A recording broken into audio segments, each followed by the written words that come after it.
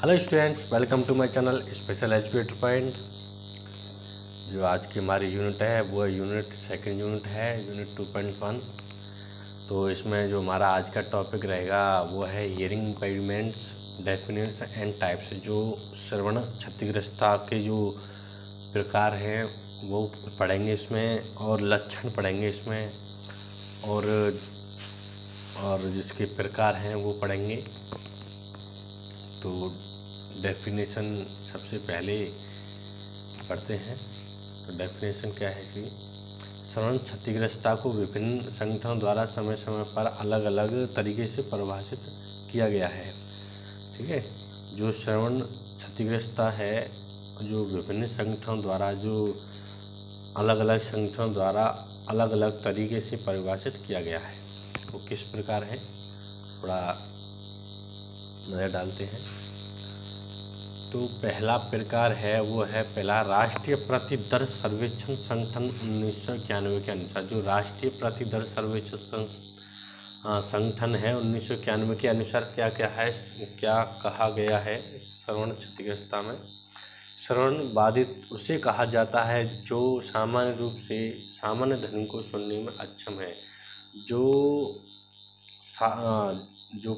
राष्ट्रीय प्रतिदर सर्वेक्षण संगठन में कहा गया है वो ये कहा गया है जो श्रवण बाधित बच्चा होता है वो सामान्य ध्वनि को सुनने में सामान्य रूप से अक्षम होता है। जैसे सामान्य ध्वनि कौन सी होती है? जैसे हम और आप बोलते हैं वो सामान्य ध्वनि है। ठीक है।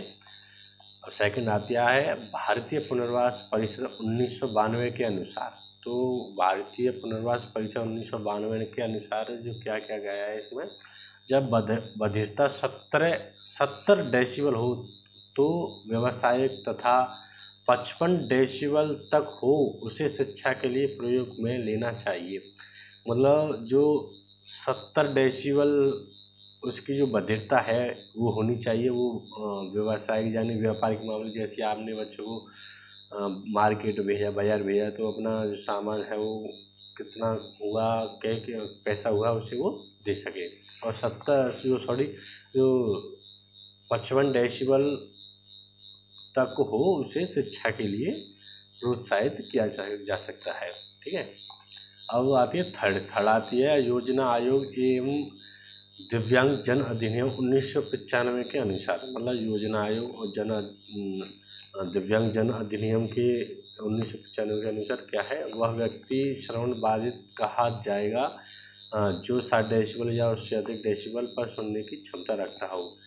जो 60 डेसिबल या उससे अधिक डेसिबल सुनने की क्षमता रखता हो। ठीक है। और चौथा है समाज कल्याण के अनुसार। समाज कल्याण के अनुसार जो श्रवण क्षतिग्रस्तता है वो क्या है, जब किसी व्यक्ति के एक कान से 60 डेसिबल तथा क्षतिग्रस्तता हो तथा दूसरे कान अच्छा हो तो वह उच्च शिक्षा के लिए उपयोगी हो सकता है। मतलब 60 डेसिबल क्षतिग्रस्तता हो और दूसरे कान से भी अच्छा हो तो उसे शिक्षा के लिए उपयोगी हो सकता है। मतलब एक कान उसका खराब हो तब भी वो शिक्षा के लिए उपयोगी हो सकता है। ठीक है। अब उपयुक्त परिभाषाओं से यह स्पष्ट होता है, मतलब जितनी भी ये सारी परिभाषा हैं उनसे क्या स्पष्ट होता है वो हम जान लेते हैं। जब व्यक्ति सुनने में अक्षम हो तथा दूसरे की सहायता लेता हो उससे यह ज्ञात होता है कि व्यक्ति को श्रवण दोष एक अदृश्य एवं छुपी हुई अक्षमता है। मतलब जो श्रवण दोष है वो एक छुपी हुई अक्षमता है। ठीक है। जो देखने से नहीं दिखाई देती है। जो व्यक्ति हाथ या पैर से अक्षम हो तो वह बैसाखी, व्हीलचेयर, ट्राईसाइकिल का प्रयोग करता है, जिससे शारीरिक अक्षमता का पता चलता है। तथा एक मानसिक अक्षमता बच्चे हाव भाव, क्रियाकलाप तथा व्यवहार द्वारा यह साबित करता है कि बौद्धिक अक्षमता है। ठीक है। आपको ये सब कुछ समझ आया होगा, ज़्यादा कुछ नहीं है इसमें, मैंने वैसे समझा दिया है। तो अब आता है श्रवण क्षतिग्रस्तता का वर्गीकरण, क्लासिफिकेशन ऑफ हियरिंग इम्पेयरमेंट्स। जो कि उसके क्या क्लासिफिकेशन है वो क्या है, किसी भी समस्या का अध्ययन, निदान एवं समाधान के लिए उसका वर्गीकरण करना आवश्यक होता है। मतलब कोई भी है उसका जो वर्गीकरण करना आवश्यक होता है। ठीक है, अब कैसे वर्गीकृत किया गया है? बधिरता का वर्गीकरण प्रायः दो प्रकार से किया गया है। जो बधिरता का जो वर्गीकरण है, क्लासिफिकेशन है, वो दो तरह से किया गया है। एक किया गया है, पहला है गंभीरता के अनुसार, दूसरा है प्रकार के अनुसार। ठीक है, प्रकार और गंभीरता के अनुसार ये थोड़ा डिटेल में पढ़ते हैं। ठीक है, गंभीरता के अनुसार क्या है, पहले ही वो पढ़ते हैं। गंभीरता के अनुसार क्लार्क के अनुसार, जो क्लार्क एक व्यक्ति हैं जिन्होंने जो कहा है, जो उसे देखते हैं, सामान्य नॉर्मल, जो सामान्य बच्चा है, जो उसका जो सुनने में जो क्लास में वर्ग है वो क्या है, वो 10 से 25 डेसिबल तक होता है। अति अल्प है सामान्य से कम यानी माइल्ड 26 से 40 तक, ये माइल्ड का या अति अल्प कहलाता है। अल्प क्या होता है? ये अति अल्प से कम होता है अल्प यानी मॉडरेट होता है 41 से 55 डेसिबल। ठीक है, अल्पतम होता है मॉडरेटली 56 से 70 डेसिबल तक होता है।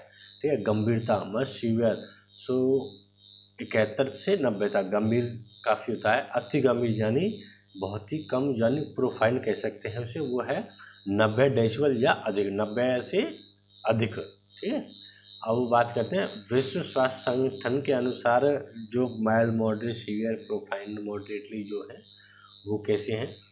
सामान्य जो है जो 0 से 25 डेसिबल तक है, और अति अल्प यानी माइल्ड 26 से 40 यानी 41 भी कह सकते हैं। अति अल्प है मॉडरेट 41 से 55, और अल्पतम है मॉडरेटली 56 से 70, और गंभीरता सीवियर जो है 41 से 90 डेसिबल, अति गंभीर प्रोफाइल 90 डेसिबल से ऊपर। मतलब विश्व स्वास्थ्य संगठन के अनुसार आपसे पूछा जाए जो माइल्ड का बच्चा है उसका जो सुनने की क्षमता है वो कितनी होती है, माइल्ड यानी अति अल्प मतलब उसकी वो आई 26 से 40 तक। ठीक है, अब बात करते हैं श्रवण अक्षमता की डिग्री।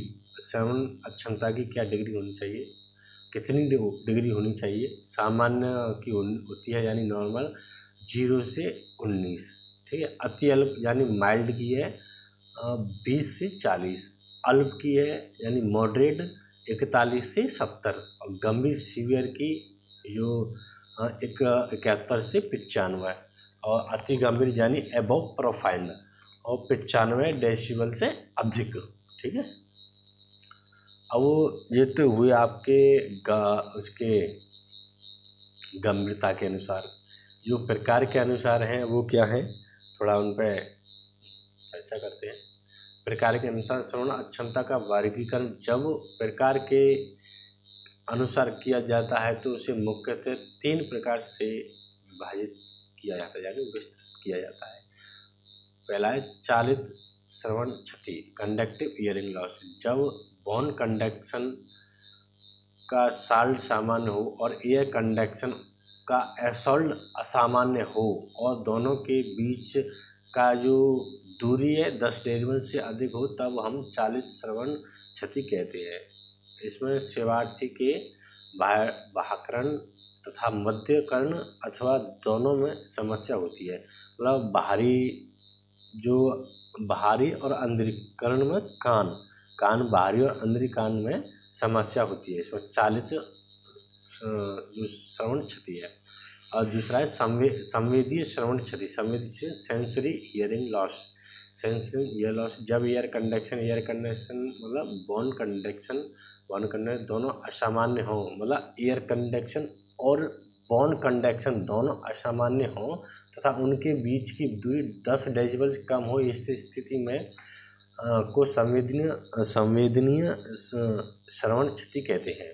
इसमें सेवार्थी के अंतःकरण में समस्या होती है। तो सेवार्थी के अंत मतलब अंदर की तरफ अंदर जो कान का पर्दा फटा हुआ होता है उसमें कमी होती है। ठीक है, सेकंड है थर्ड मिश्रित श्रवण क्षति, mixed hearing loss. Mixed hearing loss है जब एयर कंडक्शन और बोन कंडक्शन दोनों असामान्य तथा उनके बीच की दूरी 10 डेसिबल से अधिक हो। बोन कंडक्शन और एयर कंडक्शन इनकी दूरी जो है 10 डेसिबल से अधिक हो तो इसे हम श्रवण क्षति कहते हैं। इससे सेवार्थी का बाहरी कर्ण और मध्यकर्ण एवं अंतःकर्ण में समस्या होती है। मतलब बाहरी, अंदरी और मध्यकर्ण जो बीच का होता है उसमें समस्या होती है। मिक्स्ड ये हो गया, ठीक है। अब आते हैं श्रवण अक्षम बच्चों की शिक्षण हेतु सुझाव। मतलब जो श्रवण बच्चे होते हैं उनमें शिक्षण का क्या सुधार होना चाहिए, तो आप चर्चा करते हैं। वह श्रवण अक्षम एवं बधिर बच्चों को श्रवण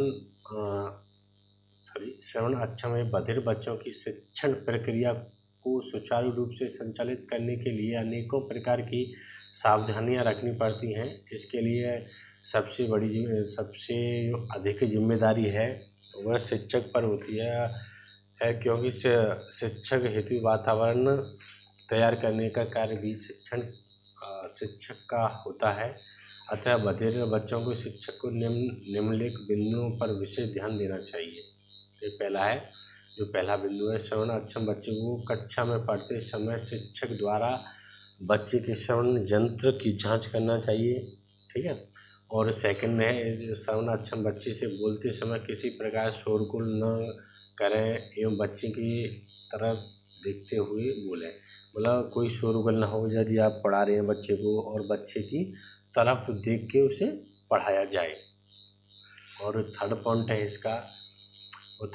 है श्रवण अक्षम बच्चों को प्राकृतिक चीज़ों के बारे में अधिक से अधिक समझाकर एवं दिखाकर पढ़ाना चाहिए। मतलब जो श्रवण बच्चा होता है उसे या तो कोई जैसे पेपर ले लिया, पेपर चित्र ले लिया, उसे सेब का चित्र बना हुआ है या कैसा भी है उसे दिखाकर आप कुछ भी समझाएंगे तो वो बच्चा जल्दी सीखेगा, ठीक है। श्रवण अक्षम बच्चों को प्राकृतिक भाषाओं में विकास कराना चाहिए। मतलब प्राकृतिक भाषा को सिखाना चाहिए।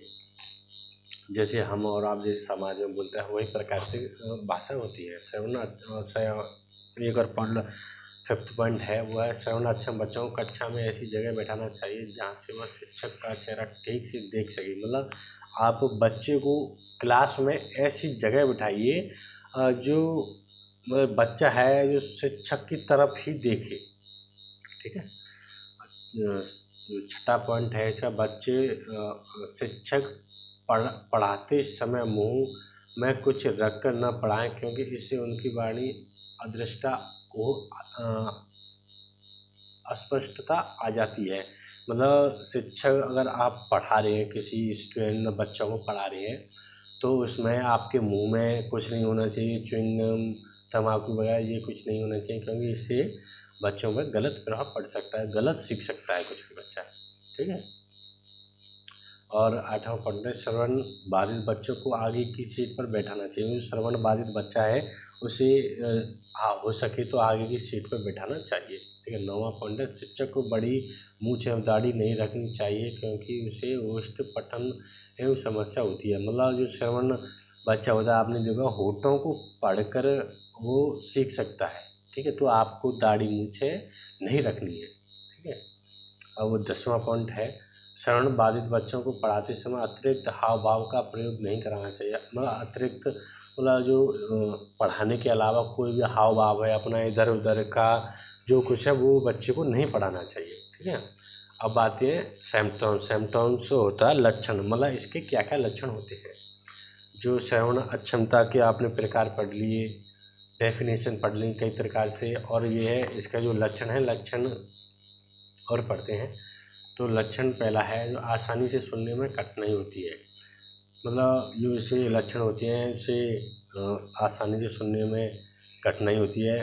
सेकंड पॉइंट है आसानी से किसी भी बात को समझने में कठिनाई होती है। मतलब सुनने में और समझने में कठिनाई होती है बच्चे को। अब यह थर्ड पॉइंट है या वे स्पष्ट रूप से अपनी भावनाओं, विचारों एवं आवश्यकताओं को व्यक्त नहीं कर सकते हैं। मतलब अपनी भावनाओं, विचारों को वो आसानी से स्पष्ट नहीं कर सकते हैं। 5वां पॉइंट है श्रवण क्षतिग्रस्त होने के कारण प्रमाण बधिर बच्चे अपने उम्र के बच्चों के साथ समायोजन नहीं कर पाते, वे उन अपने को सामान्य से भिन्न समझते हैं और अलग अलग रहने लगते हैं। मतलब जो शरण व्यक्ति हैं जो अपने को सामान्य व्यक्ति से भिन्न समझते हैं, जो अपना इसलिए वो अलग अलग रहने लगते हैं। ठीक है। और छठा पॉइंट, शरण अक्षम होने के कारण उनमें भाषा का विकास भी बहुत कम या बिल्कुल नहीं होता है। श्रवण अक्षम होता है, उसकी भाषा का विकास उनमें कम या बिल्कुल नहीं हो सकता है, ये भी कह सकते हैं। ऐसे बच्चे अपने वालों को व्यक्त करने के लिए संकेत भाषा का उपयोग करते हैं। मतलब जो शरण व्यक्ति है वो अभी संकेत भाषा का संकेत यानी आप इशारों से बच्चे को कुछ भी समझाएंगे या होठों से बच्चे को समझने में आसानी होगी, वो बच्चा सीख सकता है। ठीक है। और 8वां पॉइंट है, ऐसे बच्चों का वाणी भाषा का विकास पूरी तरह से नहीं हो पाता। ऐसे बच्चों का इसलिए जो भाषा का विकास पूरी तरह नहीं हो पाता है। ठीक है। 9वां पॉइंट है, वह सरलता से उच्च शिक्षा से ग्रहण नहीं कर पाते हैं। तो वे सरलता के साथ शिक्षा ग्रहण नहीं कर पाते हैं, यही मतलब एक मोटिवेशन है। और 10वां पॉइंट है, इन बच्चों में सामान्य बच्चों की अपेक्षा शैक्षिक उपलब्धि कम होती है। मतलब शैक्षिक उपलब्धि इनमें कम होती है, मतलब जो सीखने की क्षमता या कह सकते हैं पढ़ने लिखने में कमज़ोर, बोल नहीं सकते, सुन नहीं सकते, इसलिए। ठीक है। और जिसका 11वां पॉइंट है, इनके लिए प्रवण यंत्र का उपयोग जरूरी है। जो प्रवण यंत्र आपने इंस्ट्रूमेंट आते हैं बच्चे को जो इम्प्लीमेंट के लिए, मतलब बच्चे को समझाकर और इशारों से आप बच्चे को समझा सकते हैं। बिना इंस्ट्रूमेंट के या आप बिना उसके मतलब कह सकते हैं कि किसी इंस्ट्रूमेंट या इशारों से बच्चा जल्दी से समझता है। ठीक है। आज के टॉपिक आज यहीं पर समाप्त करते हैं। आई होप आज ये वीडियो आपको पसंद आई होगी। वीडियो पसंद आई हो लाइक करें, शेयर करें, सब्सक्राइब करते बेल आइकन को प्रेस कर दें। Okay, thank you.